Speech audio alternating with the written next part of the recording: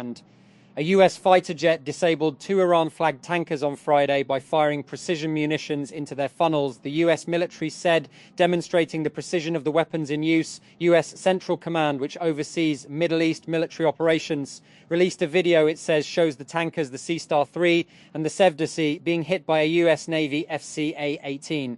It said the vessels were violating the US blockage of Iranian ports.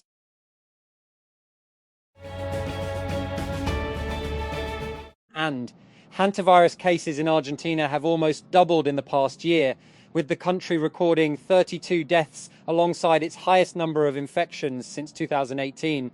The rise comes as Argentine authorities race to trace the footsteps of a couple who travelled extensively in the country and later died amid an outbreak of the virus on the cruise ship MV Hondius, which left port in Ushuaia, southern Argentina, on April 1 and is currently on its way to Spain's Canary Islands.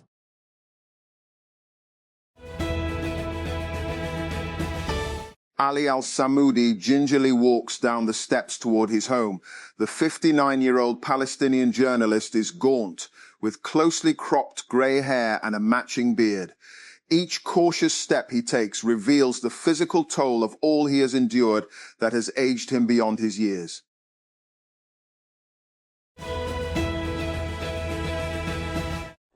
Inside the dusty, dimly lit cotton recycling unit, Rajesh stands beside a shredding machine feeding white fabric into sharp blades. These are the remnants of clothes discarded in the United States, the United Kingdom, Japan and elsewhere that arrive in the northern Indian city of Panipat by the truckload, spilling over in loose, overflowing heaps.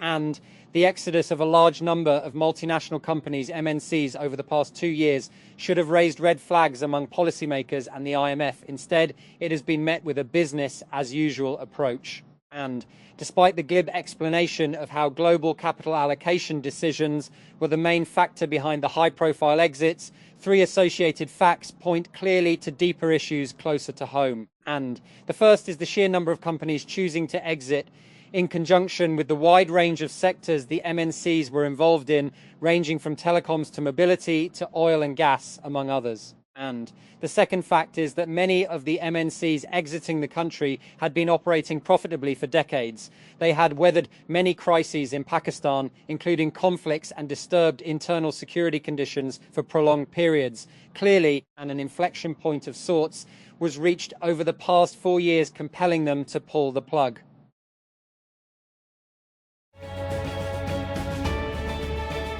And the strain had been there for a while when reports emerged that Pakistanis were being rounded up in the UAE and deported. The details, though, have not been verified, and yesterday, Pakistan's Interior Ministry strongly denied accusations of country or sex-specific expulsions of Pakistanis from the UAE or anywhere for that matter. And it posted on X that it was aware of the speculative reporting in sections of media, especially social media, about targeted deportations of Pakistani nationals from brotherly Islamic country of UAE. Earlier, the Foreign Office spokesperson too, and when asked about the unusually high number of emergency exit documents issued by the Pakistani mission in the UAE, had stated these were on account of administrative actions and including immigration status violation and other legal infractions. On his part, Prime Minister Shehbaz Sharif, too, expressed solidarity with the UAE by condemning the missile and drone attack purportedly carried out by Iran on its soil.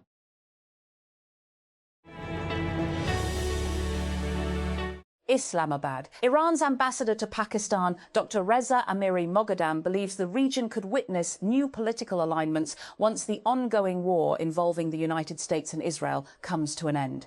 He was speaking at a roundtable hosted by the Centre for International Strategic Studies, CSS Islamabad, where diplomats, academics and policy practitioners discuss the future course of Pakistan-Iran ties and the evolving regional situation as the conflict continues under what participants described as a delicate ceasefire.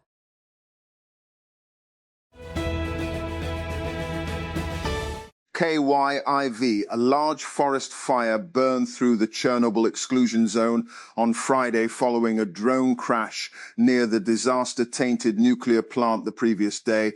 Ukrainian authorities said radiation levels at the site were within normal limits. Authorities reported, adding that firefighters were working to contain the blaze.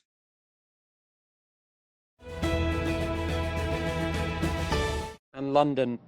British Prime Minister Keir Starmer vowed on Friday to stay in office to deliver change after his Labour Party suffered heavy losses in English local elections and parliamentary votes in Scotland and Wales, and deepening doubts over his ability to govern.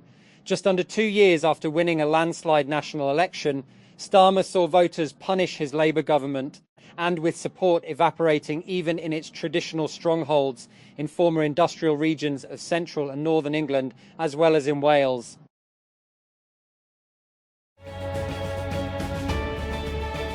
And Washington. The White House signed off on a plan to fire Food and Drug Administration FDA Commissioner Marty McCarry, according to sources familiar with the matter, in what could be the next leadership change within the Federal Health Department. The Wall Street Journal first reported on Friday that President Donald Trump planned to fire McCarry.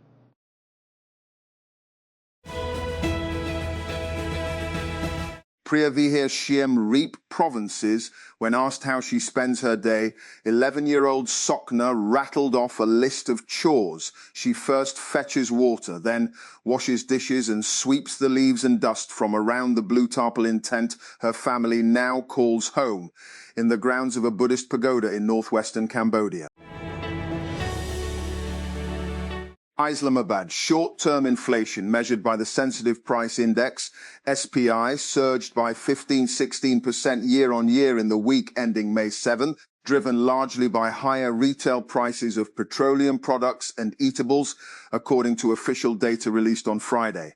The increase in SPI was a broad-based cost shock reflecting persistent cost of living pressures. This was mainly driven by the sharpest annual increases in petrol, 58.3 PC, diesel, 55.8 PC, 52.6 PC, wheat flour, 50.7 PC, and LPG, 48.8 PC.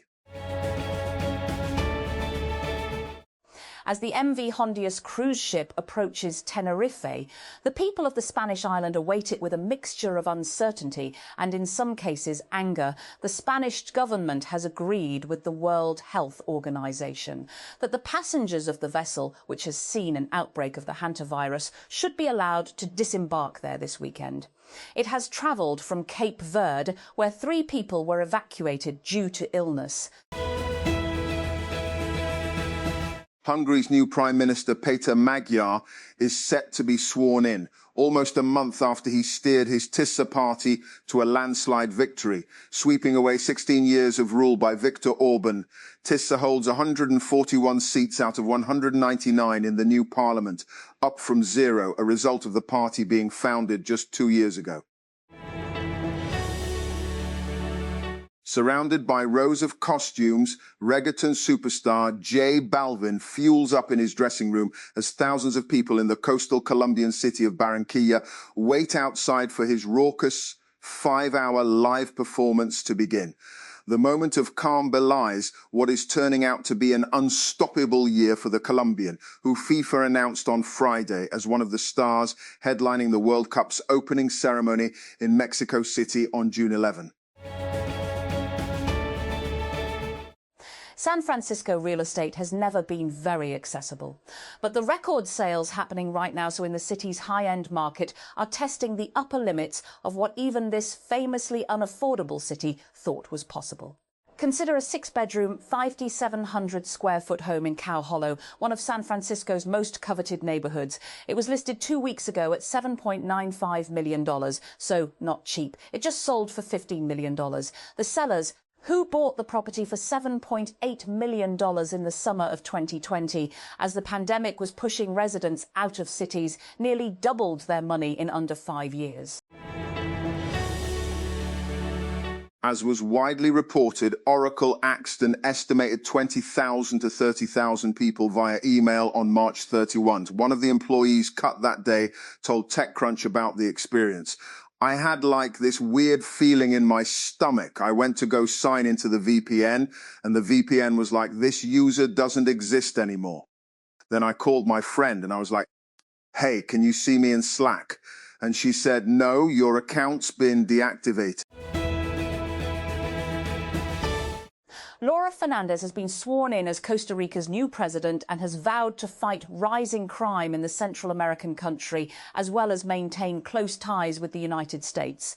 Fernandez defeated a crowded field in the February 1 vote to replace outgoing President Rodrigo Chaves, who has remained a close ally of US President Donald Trump. And Amazon is adding a short-form video feed to the Prime Video app called Clips. The company announced on Friday rolling out first in the US. Clips will include, well, clips of shows on Prime Video that are designed to hook a viewer and get them to give the full show a try. From that clip, users can add a title to their watch list, share it with a friend, or navigate to rent, buy, or access the title through their subscription.